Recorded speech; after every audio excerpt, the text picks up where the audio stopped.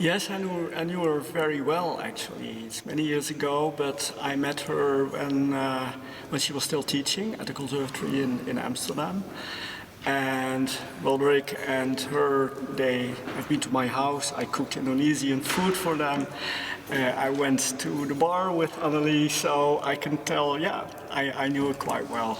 She was a great person and very inspiring, even for, let's say, a more traditional harpsichord maker as I am.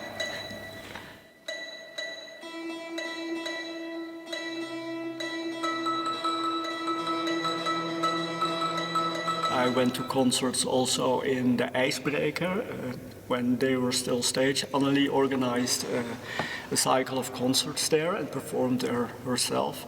So I did expose myself to the modern harpsichord many, many times. And even though we didn't really clash, she never completely won me over. So I like the sound because I love the sound of the harpsichord. That's why I became a harpsichord maker, I suppose.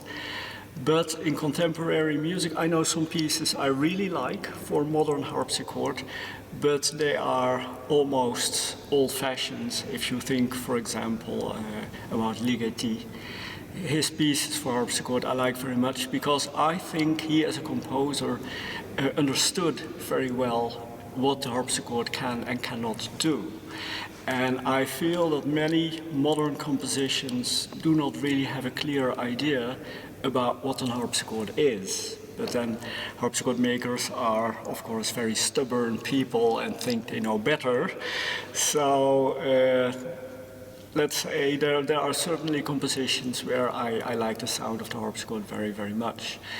So I will never ever say that the harpsichord is not good for modern music. Definitely not.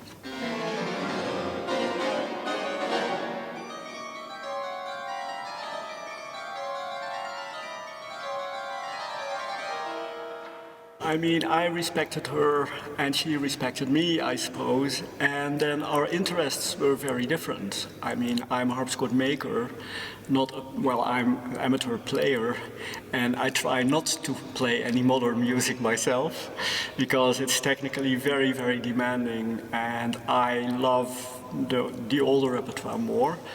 But we talked about it a lot, of course, and a friend of hers, Willem Jets, also a Dutch composer, I knew him too, and with him I had more discussions actually about what the harpsichord should do in modern music and what not.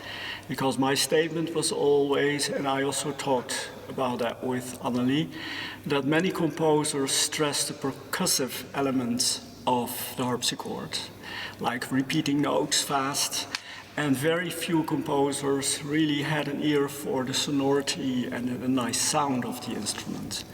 And actually Annelie agreed with that. So no, I never had any clashes with Annelie actually.